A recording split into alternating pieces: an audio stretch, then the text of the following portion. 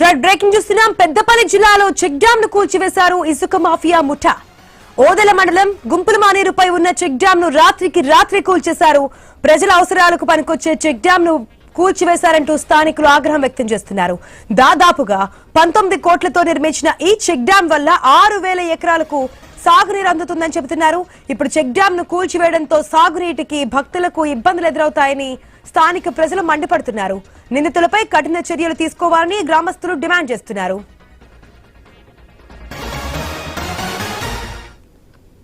గ్రామంకి sanction అయిన check dam 2021లో మొదలుపెట్టి 23లో construction నీళ్ళు ఆగేలా పూర్తి చేయడం జరిగింది. 3 ఏళ్ళుగా నీళ్ళు ఆగుతున్నాయి.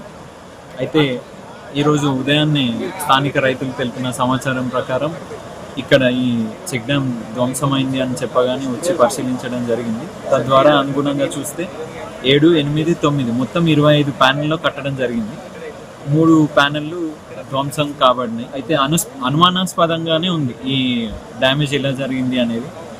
మామూలుగా ఫ్లడ్ టైంలో వరద ఉధృతి వచ్చిన సమయంలో అయ్యే డ్యామేజ్ వేరేలాగా ఉంటుంది, కానీ ఇది నేచురల్ డ్యామేజ్ లాగా కనబడతలేదు, అనుమానాస్పదంగానే ఉంది. ఇదే విషయాన్ని పై అధికారులకు తెలియజేసి ఇది మొత్తం 23 కోట్ల శాంక్షన్. ఇది 3 ప్యానెళ్ల డ్యామేజ్ వల్ల సుమారు 3 కోట్ల నష్టం ప్రభుత్వానికి వాటిల్లింది.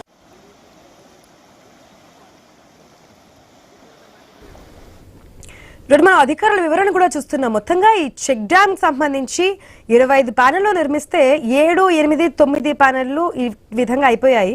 దీనికి గల కారణాలు ఏంటనే మేము పై అధికారులు వివరిస్తాము. కానీ ఇది ఏదో మనకి వరదలు వచ్చినప్పుడు లేదంటే ఇటువంటి విపత్తులు సంభవించినప్పుడు జరిగిన ప్రమాదంగా లేదు అని ఆయన క్లియర్ కట్ గా చెప్తున్నారు. పూర్తి అప్డేట్స్ మా ప్రతినిధి ప్రశాంత్ ద్వారా తెలుసుకుందాం. Good afternoon Prashant. ఏదైతే పెద్దపల్లి జిల్లాలో చెక్ డ్యామ్ ను ఇసుక మాఫియా ముఠానే కూల్చేశారు అని చెప్పి స్థానికులు చెప్తున్నటువంటి మాట, వాస్తవాలేంటి, డీటెయిల్స్ ఏంటి? ఎస్ ఆశ, మీరు అన్నట్టుగానే స్థానికులు మాత్రం బలంగా ఆరోపిస్తున్నారు. ఇక పెద్దపల్లి జిల్లాకు సంబంధించి ఇక గుంపుల మానేరు ఒడ్డు పైన ఈ చెక్ డ్యామ్ పూర్తిగా కొట్టుకుపోయిన పరిస్థితి కనబడతా ఉంది.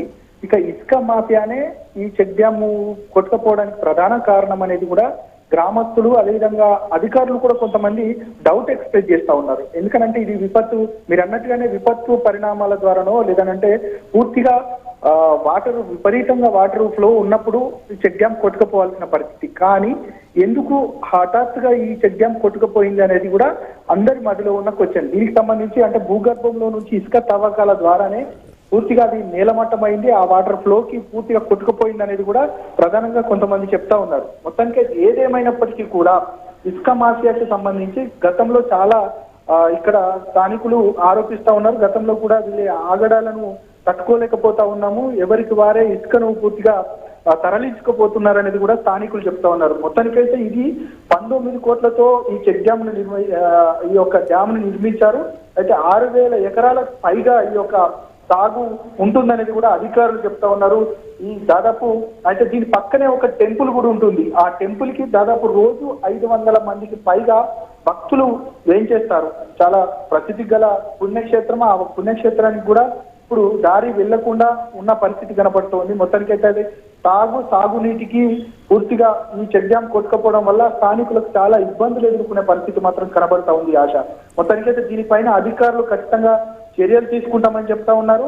ఇప్పటికే అధికారులు ఎవరు చేశారు, ఎవరు ఎంతటి వారైనా కూడా ఖచ్చితంగా వారిని చర్యలు తీసుకుంటాము, కఠినంగా శిక్షిస్తామని చెప్తా ఉన్నారు. ఈ ఆగడాలకు సంబంధించి ఇప్పటికే స్థానికుల యొక్క ఆరోపణలతో ఖచ్చితంగా ఇప్పటికే అధికారులు కూడా ప్రధానంగా పరిశీలిస్తా ఉన్నారు. దీనికి సంబంధించి దర్యాప్తు ముమ్మరం అవుతున్న పరిస్థితి. మొత్తానికైతే స్థానికులు చెప్తున్నట్టుగా ఖచ్చితంగా ఎంతటి వారైనా వారిని క్షమించాల్సిన పరిస్థితి ఉండొద్దు అనేది కూడా స్థానికులు చెప్తున్న నేపథ్యంలో ఎలాంటి చర్యలు తీసుకుంటారనేది మాత్రం పెద్ద ఎత్తున చర్చ జరుగుతుంది ఆశ. రైట్ ప్రశాంత్.